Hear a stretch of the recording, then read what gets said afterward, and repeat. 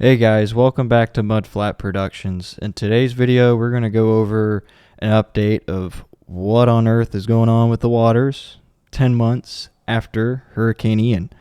So, in September 28th, 2022, Hurricane Ian hit Big Hickory Island in southwest Florida, making landfall on Cayo Costa, causing devastating storm surge.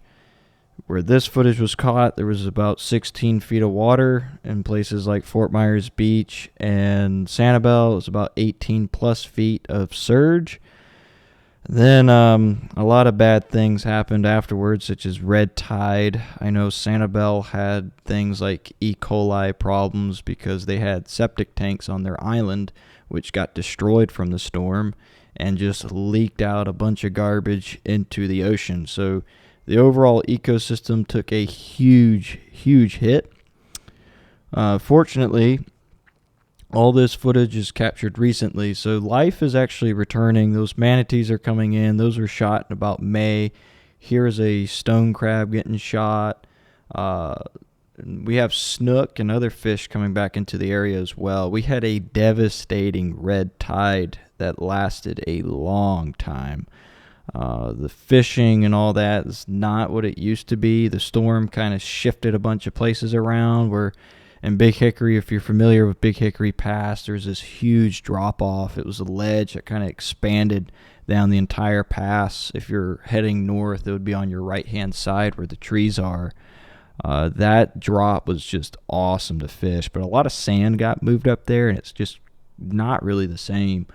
But as far as boater activity and people enjoying the water, things have gone pretty much back to normal. There's not a whole lot of debris. If you're going to find debris or anything like that, it's going to be really submerged under mud or sand. It's really not so much on the trees. As far as the mangroves go, a lot of them are still, especially on the front side of the beach of Big Hickory, they're still dead. Here you can kind of see they just don't look quite as green as they used to. This footage is also from like maybe 2 months ago. A lot of that debris is gone. If you aren't familiar with how the trees looked like before, everything was lushful and green and just beautiful on that island. And the same with Lover's Key. Like right after the hurricane, a lot of things just did not look quite as good. This is footage shot from last November. Kind of shows just how all these trees got wiped. They all were green, luscious, and alive. Kind of showing you the power of that storm surge event.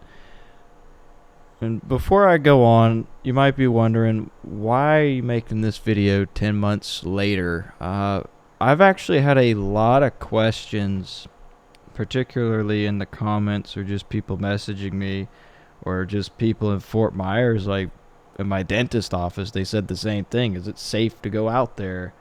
And it really is safe to be out here. All the effects from the red tide are gone. All the effects from the bacterial surge off of Sanibel are gone. And all we can do is truly hope that an event like this doesn't happen again anytime soon. Here's Lover's Key. You can see very clean. The water's just awesome too. There's a lot of boaters and stuff out. This was on a very slow day, so not a whole lot of people out there, but that's the whole New Pass area.